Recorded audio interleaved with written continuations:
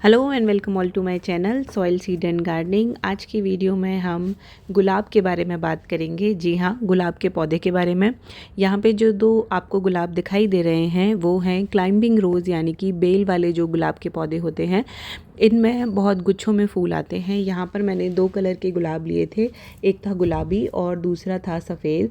दोनों का कलर ही बहुत ही अच्छा था। आज मैं इनको रिपोर्ट करूँगी और साथ ही साथ आपसे बातें करूँगी कि गुलाब की हम केयर कैसे कर सकते हैं। इसके लिए यहाँ पे मैंने दो टाइप के पॉट का यूज़ किया है। एक है मिट्टी का 14 इंची का गमला और जो दूसरा है वो है मेरा 12 इंची का ग्रो बैग। क्योंकि पॉट देखेंगे कि बाद में मैं फ्यूचर में देखना चाहती हूँ कि इनमें क्या डिफरेंस होता है। वैसे गुलाब के लिए मिट्टी का जो पौधा है, जो गमला है, वो बेस्ट होता है, लेकिन मैंने अभी तक कभी भी मिट्टी के गमले का यूज़ नहीं किया था। तो सबसे पहले अपनी मिट्टी को, क्योंकि ये थोड़ी पुरानी मिट्टी थी और हालांकि ये मिली हुई मिट्टी है, लेकिन इसको मैंने अच्छे से गमले की गुड़ाई कर ली थी। फिर उसके बाद इसमें मैंने मिलाया यहाँ पे वर्मी कंपोस्ट। अब आप अपनी मिट्टी में किसी भी प्रकार का खाद मिला सकते हैं। यहाँ दोनों ही गमले में मैं वर्मी कंपोस्ट मिला रही हूँ। उसके बाद मैंने यहाँ पे मिलाई है थोड़ी सी नीम खली। नीम खली इसलिए ज़रूरी होती है ताकि जो मिट्टी में किसी भी तरीके की जो बीमारियां या कीड़े हैं वो ना लगें और हमारा पौधा इफ़ेक्टेड ना हो।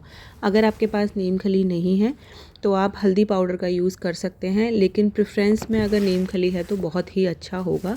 जो नीम खली होती है वो नीम की जो निबोलियाँ होती हैं उनको सुखाकर बनाई जाती है, मार्केट में इजीली मिल जाती है।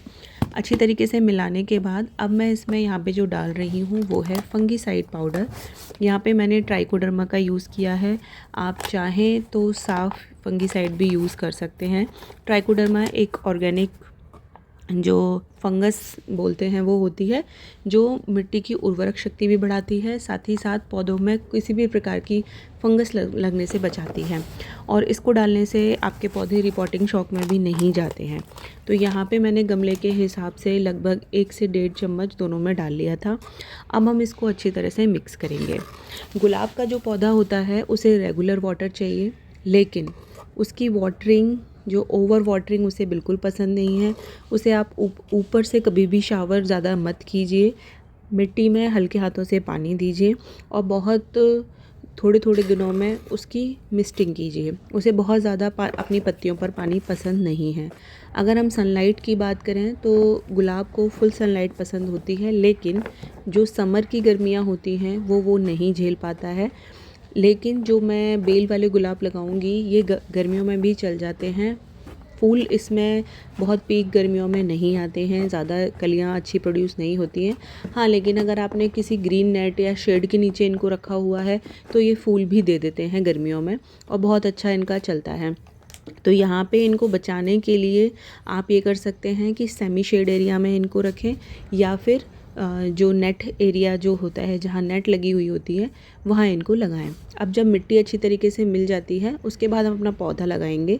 लेकिन जिन लोगों को नई मिट्टी बनानी है, ये तो मैंने अपनी पुरानी मिट्टी में चीज़ें मिलाई हैं, तो उन्हें चाहिए कि वो अपनी मिट्टी में रेत या फिर cocopeat plus garden soil plus किसी भी प्रकार की खाद, चाहे वो वर्मी कंपोस्ट हो या गोबर कंडे की खाद हो, थोड़ी सी नीम खली और थोड़ा सा ट्राइकोडर्मा पाउडर आप उसमें डालिए। कंपोस्ट, कोकोपीट और मिट्टी को, इन तीनों को आप बराबर बराबर क्वांटिटी में मिला लीजिए। बाकी जो नीम खली है वो अगर 12 या 14 इंच का गमला ले रहे हैं तो 1 मुट्ठी डाल दीजिए। अगर आप छोटा गमला ले रहे हैं तो थोड़ा डालिए। यहाँ मेरे पौधे थोड़े बड़े हो गए थे, छोटे पॉट में ही मैं इनको लेकर आई थी। ये मैंने 100 रुपीज़ का एक परचेज़ किया था। पौधा थोड़ा छोटा था, लेकिन अब जब बड़ा हो गया है तब मैं इनको यहाँ पे रिपोर्ट कर रही हूँ। रिपोर्ट करते हुए हमेशा ध्यान रखना है, पौधों की जड़ों को ज़्यादा नहीं छेड़ना है, सीधे सीधे आप रख दीजिए। थोड़ी सी नीचे से मिट्टी लूज़ कर दीजिए। अगर आपकी मिट्टी चिकनी नहीं है तो, अगर चिकनी मिट्टी में पौधा लगा हुआ है तो आप रिपोर्ट कीजिए बारिशों के टाइम पे, क्योंकि गर्मियों के टाइम पे रिपोर्ट करने में पौधा मर सकता है।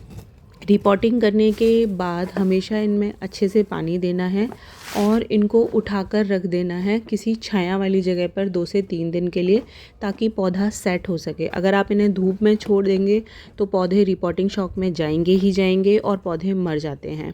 तो प्रिकॉशन ज़्यादा ज़रूरी है।